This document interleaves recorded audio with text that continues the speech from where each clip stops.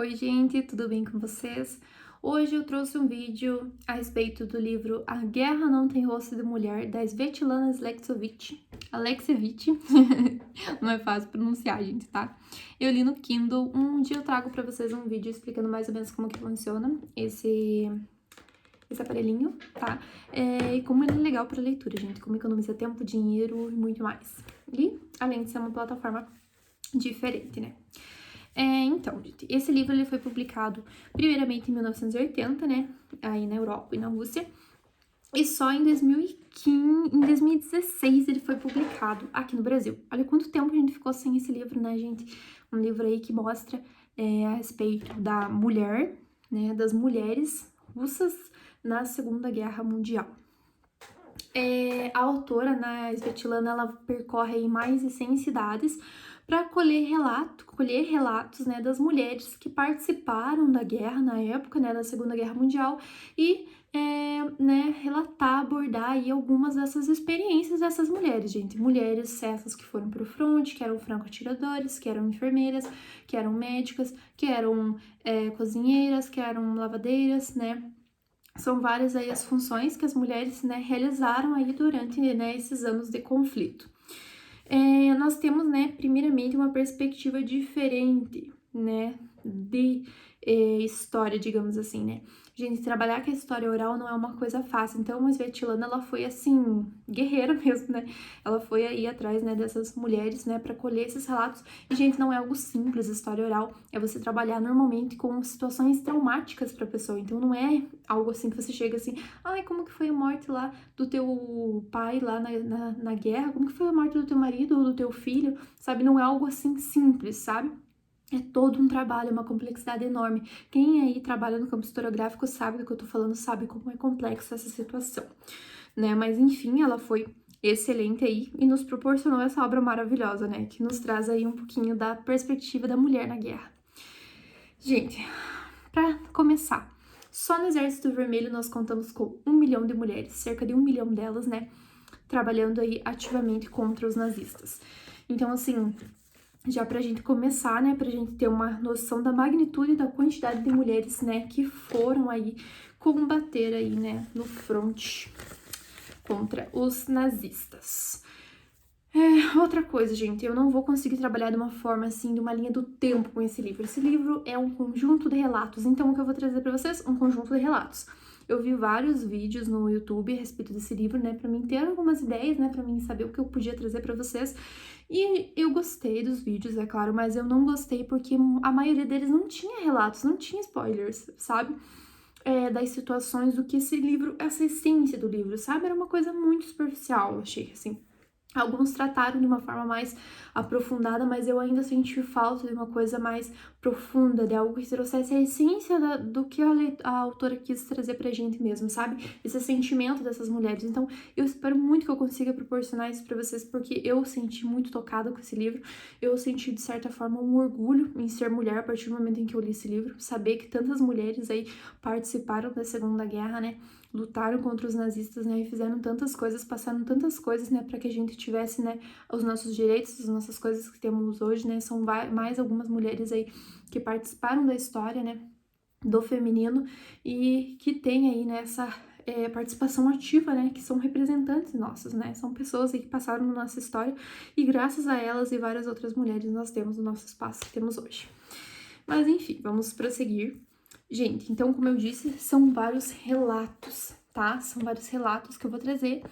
E já dando início, eu quero que vocês entendam uma coisa. As mulheres sofreram muito na guerra, tá? Obviamente, elas sofreram muito, seja pela questão da vida em si, né? Porque a guerra é feita para homens. Então, assim, pensem. Para mim, resumir algumas coisas para vocês aqui antes da gente dar continuidade, para mim trazer os relatos em si.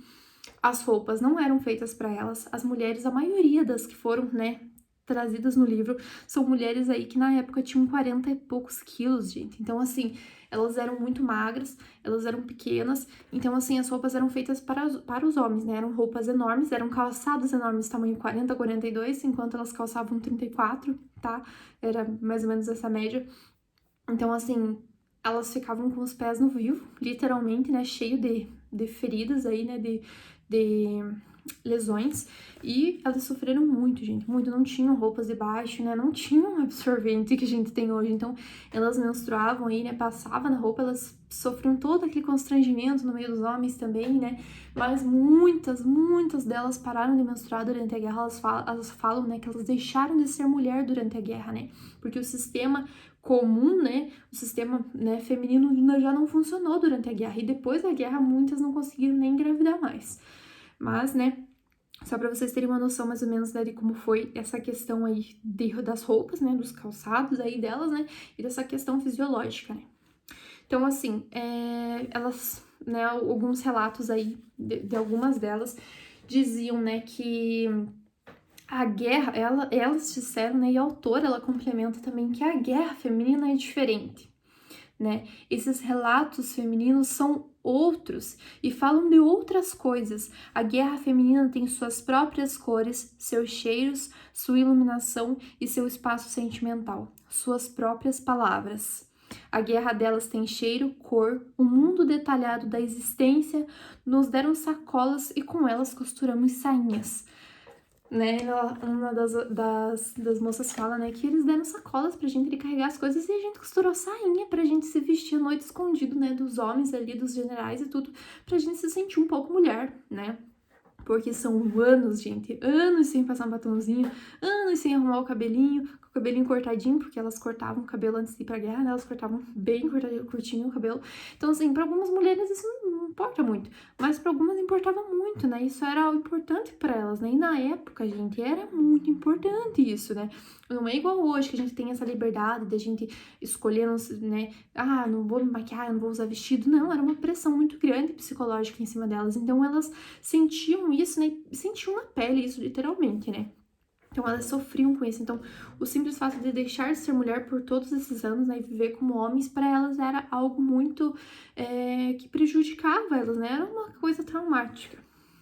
Então, vamos então para alguns relatos, e eu vou tentar comentar alguns relatos e outros eu vou só ler, gente, porque não vou conseguir falar muito, já deu 7 minutos de vídeo, eu já queria ter falado muita coisa, né, em menos tempo, mas enfim, vamos prosseguir. Tem algumas coisas que vão ficar para trás, mas se for muito relevante eu faço um outro vídeo.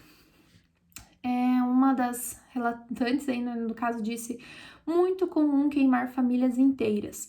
Elas diziam, né, que os nazistas, eles chegavam, né, nas vilas, nas cidades, né, russas ali, e eles queimavam a cidade inteira, gente. Eles queimavam as casas com a família dentro, eles queimavam igrejas com a comunidade dentro, né, eles estupravam várias meninas, né, estupravam as mulheres, abandonavam elas, né, minha cadeira tá rangendo aqui.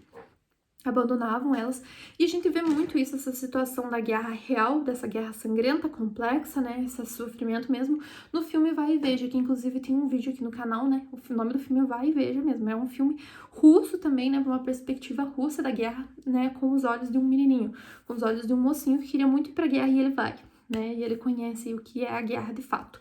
Então no livro, esse livro a gente sofre junto, gente. A gente sofre junto com essas mulheres, a gente sente isso, sabe? É uma coisa muito complexa, muito marcante, muito triste.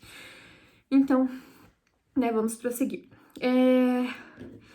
Uma mulher piloto se recusou a falar com a escritora, pois queria esquecer da guerra, né? Uma anotação minha. Diz que nos 3 anos na guerra não se sentia mulher, o organismo perdeu a vida.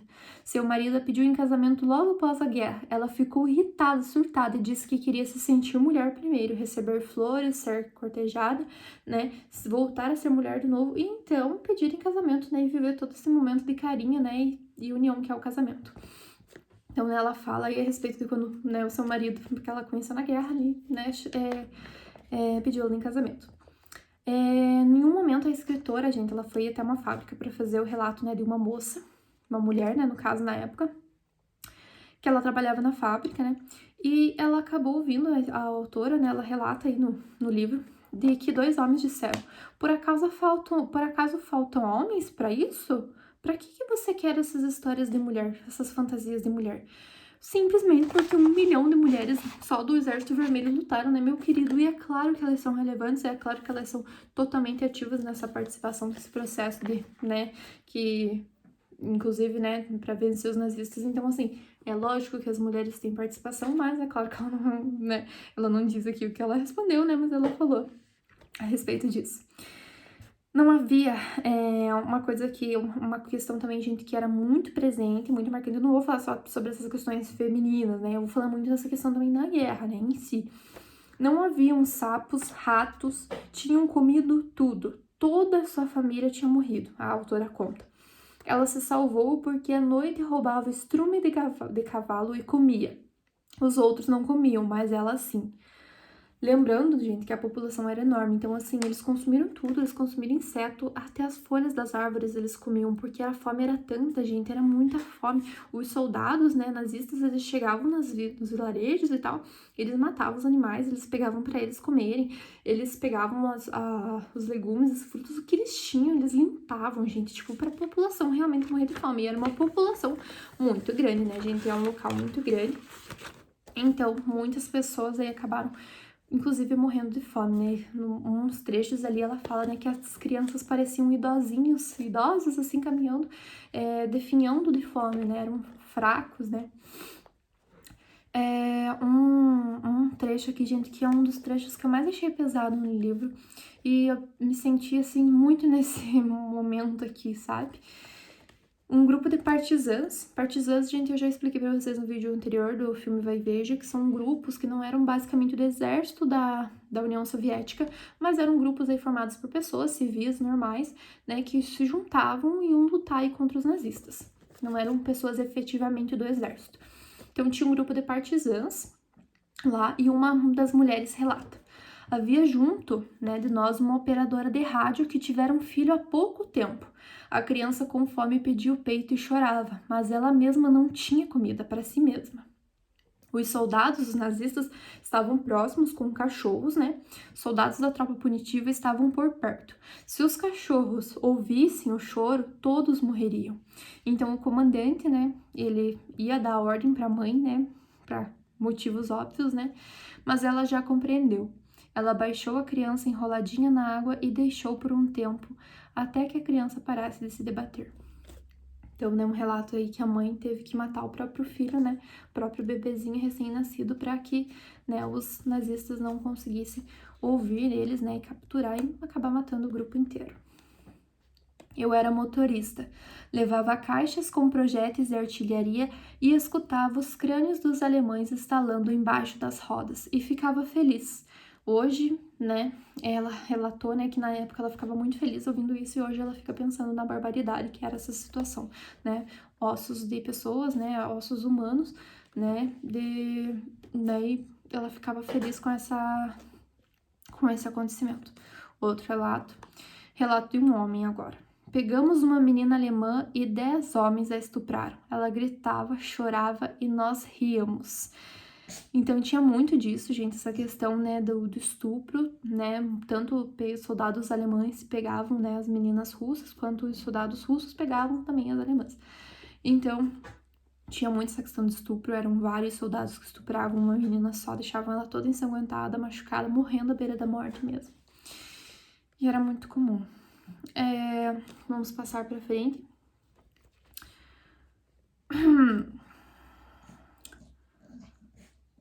Grupos de meninas saíam felizes, só queriam... É o meu cachorro, gente, que tá fazendo esse barulho.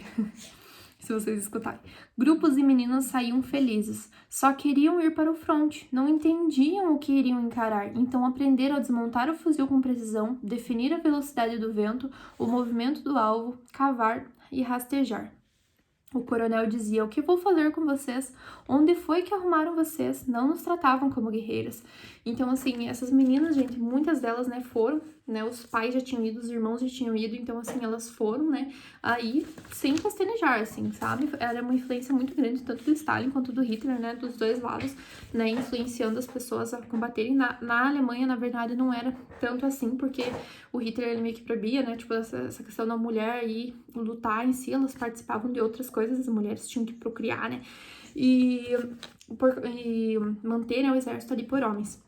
Só que a Rússia, gente, tipo assim, a União Soviética não tinha, tipo, era todo mundo mesmo, era geral mesmo, e as mulheres ali, tipo, liam os cartazes, ouviam aquelas músicas que diziam: o que você tá fazendo pelo fronte, vai lutar no fronte, né, toda uma influência em cima, né, uma pressão psicológica, né, pra que elas lutassem pela pátria. Então, né, Stalin e Hitler tem que tirar o chapéu para eles, né, nesse caso, que eles eram grandes influenciadores, né, eles eram grandes estrategistas de guerra, então eles sabiam o que eles estavam fazendo, né, não estou defendendo nenhum deles, né, só lembrando, né, que eles não eram, tão inferiores, assim, nessa questão, a ponto de influenciar tantas pessoas e criar tantas guerras, né. Quando Stalingrado foi sitiada, fomos voluntariamente para o fronte, todos juntos, toda a família, minha mãe e 5 filhas. Era muito comum isso também dentro da família inteira aí, tipo, já estavam por aqui de raiva, né, de vingança, sede de vingança, né, e elas iam aí, né, lutar aí no fronte, né, para vingar os seus maridos, para vingar os seus irmãos, né, vingar os seus filhos, né, e a família inteira. Fui convocada. Eu era médica, minha mãe ficava rezando na janela. Meu pai estava feliz por ter uma filha no fronte e estar defendendo a pátria, né? Então, a que ponto chegava, né, essa questão dessa lavagem cerebral, né, gente, das pessoas, tipo, ficar feliz por a filha estar indo para uma guerra, né, estar indo lutar no fronte, né, e, né, para defender a pátria, tipo, sabendo que a filha pode morrer a qualquer momento. Então, né, é uma questão muito complicada. A guerra é uma verdadeira lavagem cerebral, né, que os órgãos superiores fazem com as pessoas, né, das classes mais baixas. Músicas e cartazes influenciavam as pessoas a defenderem a pátria, né, uma coisa que eu já comentei com vocês. Tinha um filho e estava grávida. O abortei. Como teria um filho nessa situação? Mais um filho nessa situação. Fui pra guerra e me vinguei por minha filhinha. Era pra nascer uma filhinha. Então ela diz, né, que eu descobri que estava grávida, o marido já estava no fronte, ela já tinha um filho novo, então ela acabou abortando, né, e foi lutar aí no fronte, né, pra se vingar, né, pra honrar essa filha dela, que no caso iria nascer. Outro relato.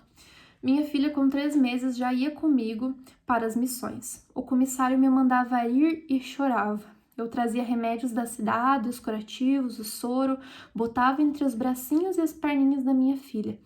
Feridos estavam morrendo, ninguém passava. Alemães para todos os lados. Agora é terrível admitir, mas eu esfregava sal na minha bebê para que desse febre, né?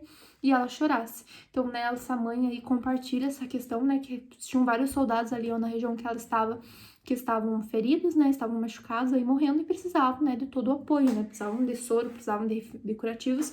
E só ela conseguia passar pelos alemães ali, pelos nazistas, porque ela estava com a bebê e fingia que a bebê estava doente, né? Então eles liberavam a passagem e ela escondia, né, tudo que ela precisava no bebê e, né, voltava ali, entregava ali para aqueles grupos.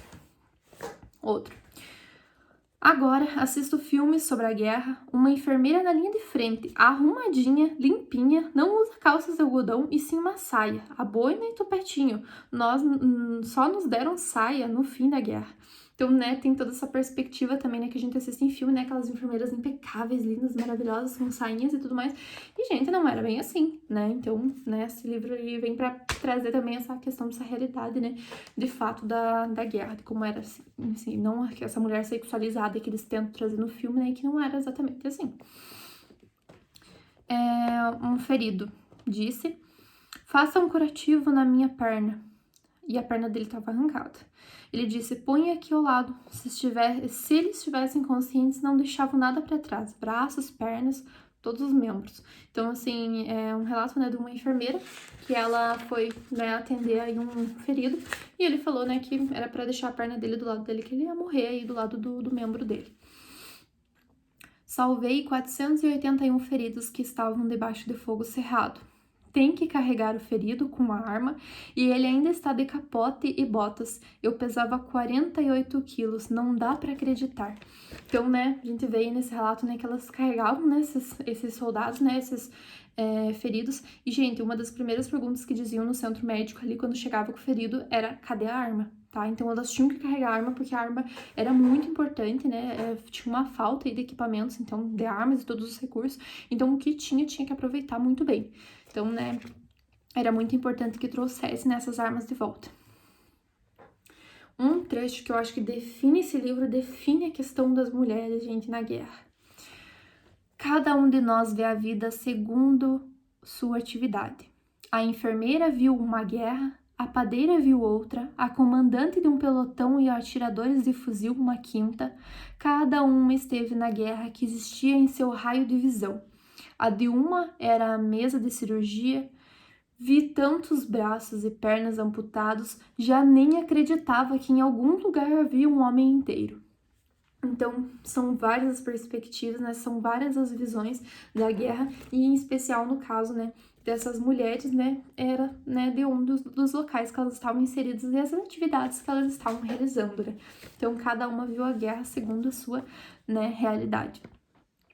Estávamos sendo dizimados, o batalhão já não existia, muitos feridos, os alemães não paravam de atirar. Saltaram das trincheiras várias meninas que começaram a fazer curativos, ficaram gravemente feridas, mas salvaram muitos soldados. Então, né, tem essa questão aí, né, dos soldados, né, russos, né, que estavam aí numa batalha e acabaram não sendo feridos, né, já estavam sendo dizimados, e as mulheres, assim, foram, né, as enfermeiras, os médicos saíram das trincheiras e foram acudir eles ali, né, e nesse trecho eu lembro que a autora fala, né, e a relatante fala, né, que os alemães, eles pararam por um momento e ficaram olhando, assim, tipo, elas, né, dando a vida delas ali mesmo, curando eles, se elas se machucaram, né, no meio do fogo cruzado, né, mas salvaram a vida de muitas pessoas. Shurra, acho que é assim que fala, gente. Uma moça tá falando a respeito da sua amiga. Shurra era a mais bonita do grupo. Estava escondendo os gravemente feridos em montes de palha, quando começou um bombardeio. A palha pegou fogo. Ela ficou e morreu junto com os feridos. Queimou com eles.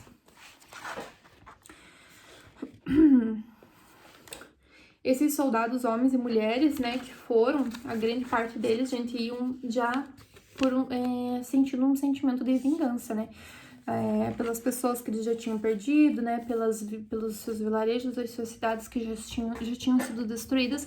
Então, muitas iam aí com sede de vingança mesmo lutar. Não confessávamos a ninguém que tínhamos ido ao fronte. Os homens eram heróis quando voltaram. A guerra era deles. Para nós olhavam com outros olhos.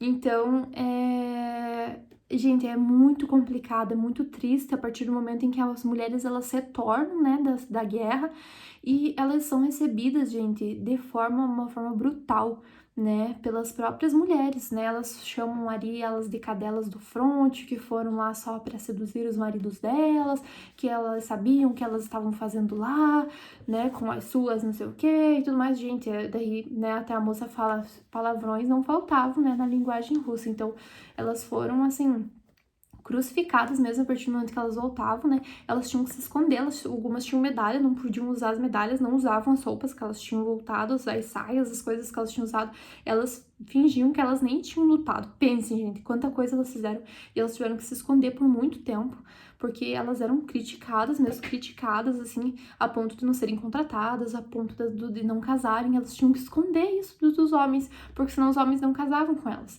Durante a guerra eles defendiam elas, até eu vou falar um trechinho aqui, e depois da guerra eles não queriam elas, sabe? Eles queriam mulheres bonitas, não ver aquelas mulheres que eles viram durante a guerra todas, né, sem a feminilidade delas. Então, é complicado. Corri até um ferido com o braço destroçado, pendurado pelas veias, coberto de sangue. Precisava de curativos. Não tinha nem facas ou tesouros na minha bolsa. Cortei a carne nos dentes. Próximo. Exército na frente e atrás o segundo fronte, lavadeiras, cozinheiras, mecânicas, os bastidores, né, as mulheres aí que participaram dessas ações secundárias, né, que não eram visíveis e agora que na verdade estão tendo uma visibilidade maior. Quando o cabelo crescia um pouco, usava pinha seca para fazer cachos, nem que fosse só um topetinho, né? Tem muita gente essa questão dessa feminilidade, né? Imagine quanto tempo, né, a mulher ficar aí, né, se escondendo, né, usando essas roupas masculinas, né, deixando de lado, né, essa vivência feminina delas. Então, qualquer oportunidade que elas tinham de usar brinco, algumas gente carregavam brincos, escondiam partes do corpo para poder colocar à noite e ficar só um pouquinho com o brinco, sabe? Tipo, são histórias muito tristes, assim, ao mesmo tempo muito engraçadas, assim, que elas contam e elas mesmas riem. Muitos soldados haviam perdido todos, então escrevíamos para eles. Soldado, quem está lhe escrevendo é uma moça desconhecida. Como está combatendo o inimigo? Quando você volta com a vitória? Então, olha o trabalho, gente, né? Elas tinham que fazer as coisas que elas tinham que fazer e ainda tinham que reforçar, fazer esse papel de mulher, né, para esses homens, né? Elas eram, né, elas, né, tinham essa pressão aí para que elas tratassem os feridos de uma forma diferente, né, para que elas fizessem um carinho neles, dessem um beijinho, escrevessem cartas, né, para incentivar esses homens a lutarem, né, e a voltar com a vitória. Uma das moças, né, depois que ela voltou da guerra, ela foi no médico e o médico disse: 24 anos e seu sistema nervoso vegetativo está completamente destruído. E ela disse que ela estava feliz porque ela estava viva. Para um homem não é tão terrível perder uma perna. Ele será um herói do mesmo jeito, um noivo. Gente, essa questão de noivo, de casar é muito importante nessa época. Então, assim, as mulheres sofreram mesmo quando elas voltaram porque ninguém queria casar com elas. Mas se uma mulher é mutilada, seu destino está decidido, ou seja, elas não conseguem arrumar marido de jeito nenhum. Por toda a guerra não menstruávamos e muitas não conseguiram ter filhos depois da guerra. Os alemães minavam tudo, poltronas, bonecas, lustres, canteiros e plantações. Gente, isso daqui era muito comum, né? Ficar minando os locais, tanto as plantações das pessoas, dos moradores ali daquele local, né? Ou as roupas, tudo ali dentro de casa, né? Aquelas casas que ficavam abandonadas também, para que algum soldado russo, por exemplo, chegasse, sentasse na poltrona para descansar e explodisse. Então, assim, tinham as mulheres responsáveis por desarmar as bombas também, né? Tirar esses campos minados, no caso, né? Elas eram responsáveis por isso. Então, tipo assim, gente, tinha função para tudo para as mulheres, elas fizeram de tudo. A maioria delas, tipo, as que eram, por exemplo, enfermeira, também lutavam no front, eram médicas, ao mesmo tempo cozinhavam, faziam tudo. Então, assim, elas eram, tipo, 1001 utilidades no meio da guerra. Na guerra, tudo acontecia mais rápido, tanto a vida quanto a morte. Em alguns anos lá, vivemos uma vida inteira. 40 anos se passaram, até hoje meu rosto queima. Os homens se calavam, mas as mulheres gritavam para nós. Sabemos o que vocês faziam lá, seduziam nossos maridos, suas cadelas militares. Próximo. Minha filha, que nasceu após a guerra, nasceu com problemas e foi para o manicômio. Quando ela nasceu, meu marido nos olhou e disse: como uma mulher que foi para a guerra é capaz de ter um filho normal, e foi embora. Rezo por ele, talvez esteja certo e esse seja reflexo do meu pecado por ter matado. Um outro relato, gente, que eu achei bem pesado, e acho que eu vou encerrar, tem outros aqui, mas eu acho que esse aqui é perfeito para encerrar. Ela contou como eles tinham sido fuzilados, atiravam nas crianças e riam. Sobrou o seu bebê de peito. O fascista sinalizava para jogar o bebê para cima. A mãe jogou para que ela mesma matasse, e o alemão não tivesse tempo de atirar. Ela dizia que não queria viver depois disso. Pós-Covid.